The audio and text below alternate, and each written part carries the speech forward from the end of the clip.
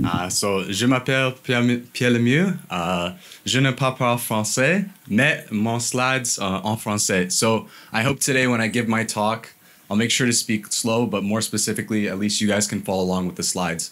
So if you've noticed so far from just the topic or the title of my presentation, what I really want to bring today is that how can we utilize heart rate variability to add to the CP2 DIMG project, and more specifically looking at how can we assess the stress of those incumbent firefighters when they're exposed to the stressful scenario. So as Jean-Louis and Fred have previously explained, is that we're going to have incumbent firefighters in the CP2 DIMG project being exposed to a stressful scenario via the simulator, and one of the objective measurements or quantitative measurements that we're going to be able to extract from this is the heart rate. So what I want to speak about today is that how can we utilize the heart rate, and more specifically, as I mentioned, heart rate variability, to assess the level of cognitive stress of these incumbents when they're exposed to that scenario. But first, a little bit on heart rate. How can we assess heart rate? So heart rate we can generally measure at rest, may it be when an individual is waking up in the morning, at rest in the supine position or in the upright. And when it comes to looking at another aspect of heart rate, that's going to be the maximal heart rate. So we can look at this with respect to actual objective measurements, such as the utilization of heart rate monitors or some predictive equations. When knowing the resting heart rate, as well as the maximal heart rate, what's an important measure to take with respect to, let's say, a stressor such as exercise, is the percentage of heart rate reserve. That is, looking at the maximal heart rate minus the resting heart rate and what percentage of this heart rate reserve is actually being utilized by the individual. And as such, that can give us a little bit of an indication of maybe the cognitive stress, but more specifically with respect to exercise, the physiological stress that an individual is undergoing. So we know that heart rate is going to be sensitive to various external stressors. May they be emotional stress, a physiological stress such as exercise, or some environmental stresses such as an increase in environmental temperature. But some questions that we can also generate when assessing heart rate is that how do we assess, or when do we assess heart rate? So for example, we can investigate heart rate within the anticipatory stage. That is, prior to the onset of the stimulus, we might see some changes. You can also look at heart rate during the actual stimulus itself or during the encounterment of the stressor. And moreover, I think a lot of people forget to look at this as well, is that we can look at the recovery of the heart rate. That is, how long does it take for an individual's heart rate to return back to that resting value? And can that give us a little bit of indication of the level of cognitive strain at which an individual has undergone?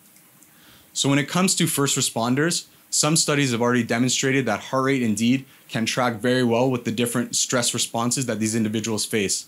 For example, we have the anticipatory stage, at which an individual is just waiting at the station.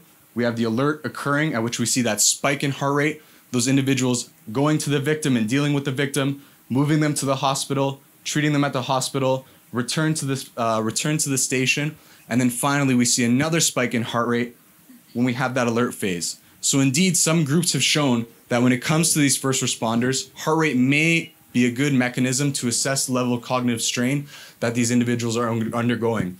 But the purpose of my talk today is to demonstrate to you that beyond just heart rate itself, heart rate variability can be seen as a superior measurement to assess the level of cognitive stress in which these incumbent firefighters are undergoing. So the example I want to provide today is that I'm going to use three individuals. I have an amateur athlete or an amateur climber that's recreationally trained, so not very aerobically trained. I have a very well-trained aerobic athlete, and then finally, I have a well-trained older athlete. However, this last individual here is undergoing some level of cognitive stress due to their work, and they're overcompensating this by overtraining their body. So what I really want to stress with this last individual is going serious cognitive and physiological stress. One thing I want to mention though is that when you look at these three different individuals, you can see that with respect to the resting heart rate, it's very similar, between 51 to 57 beats per minute. So when we look at heart rate alone, you can't necessarily delineate the cognitive stress that this third individual is undergoing. So how do we get to heart rate variability? What you can see on screen now is an ECG.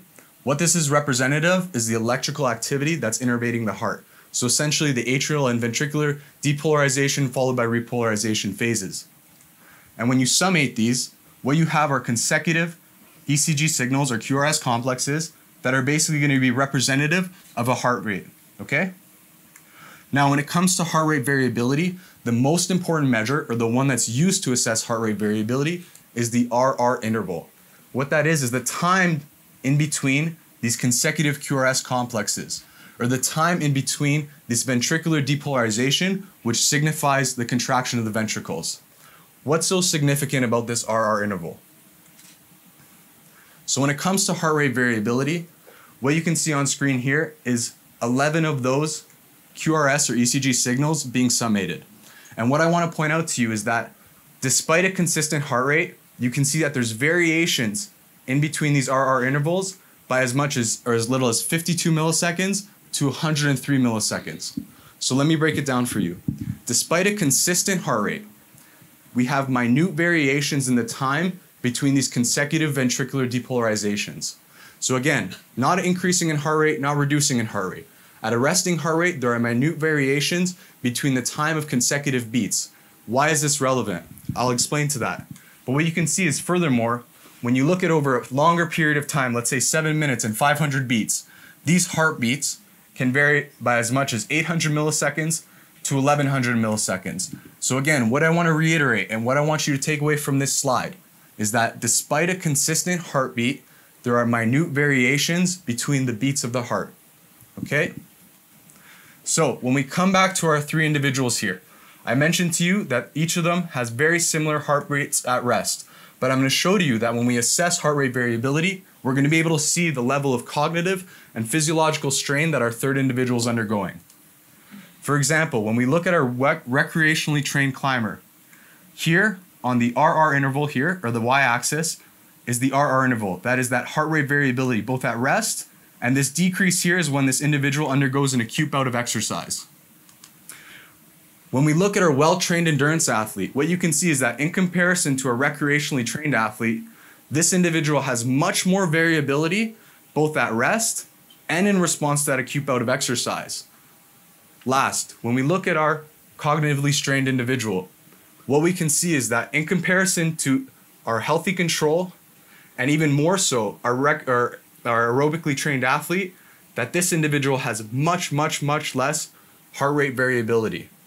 So what I want you to take away from this is that heart rate variability is going to be truly an indicator of the total allostatic load that an individual is undergoing.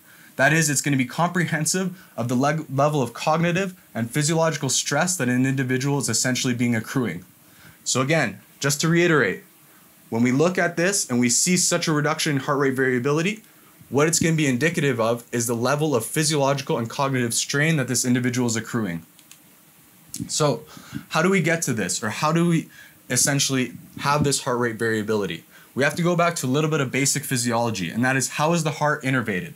Well, there's two systems that are essentially going to be innervating the heart.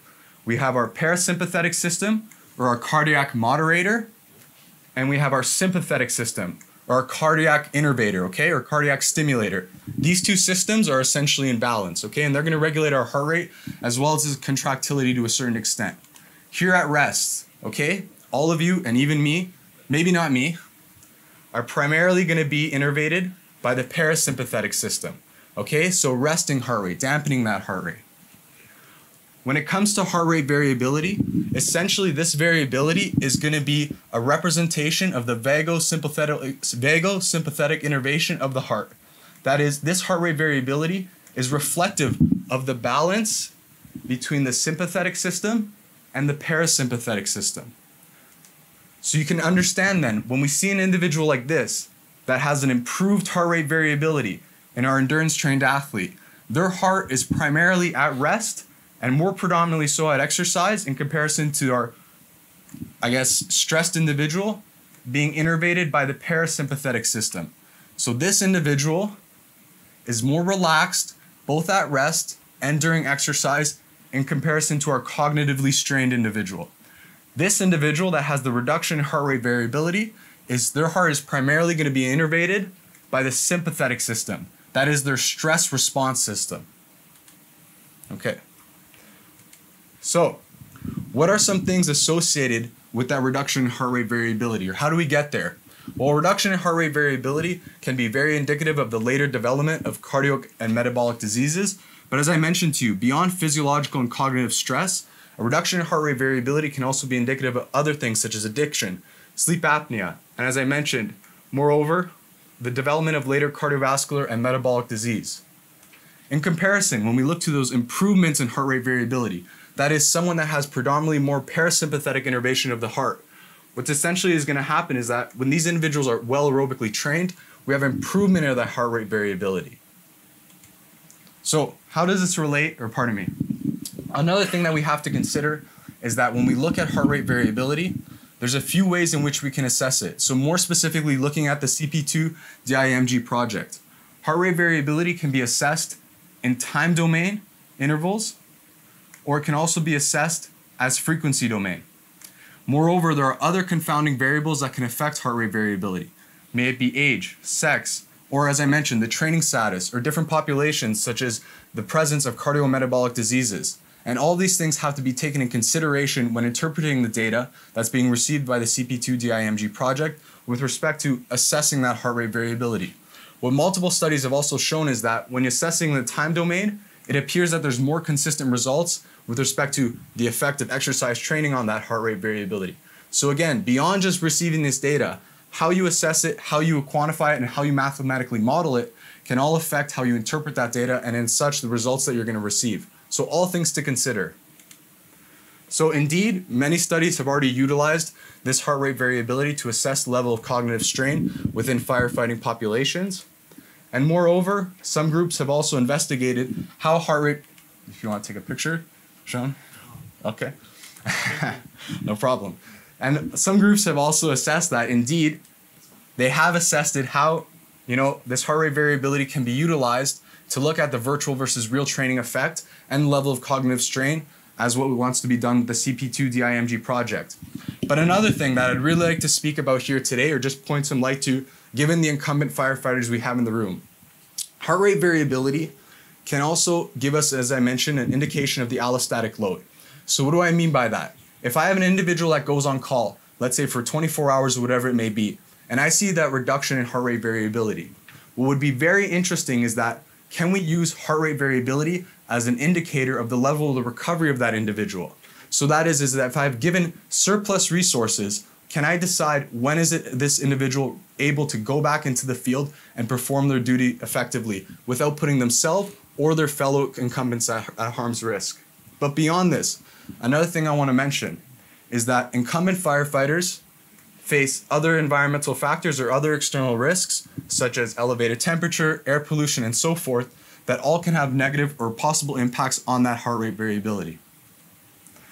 Now, when it comes to the T3 team, what I want to mention is that what some individuals have looked at is that how can heart rate variability be used within those first responders, and more specifically, tactical operators. What's been demonstrated is that when it comes to tactical operators, those that are cognitively stressed indeed show reductions in that heart rate variability. And those that have greater reductions in heart rate variability have greater attenuation or greater mistakes with respect to their decision making. Moreover, when it comes to the impact of these individuals being lethal within a shooting situation, what's been demonstrated is that tactical operators that have reductions in heart rate variability, despite maintaining their automaticity or the lethality during a shooting exercise, they perform 16% greater emissions of air. That is, they become trigger happy. They shoot more than they have to. So what this suggests is that heart rate variability does not necessarily affect these individuals' accuracy, but more rather their ability to make proper decisions when put under cognitively stressful situations.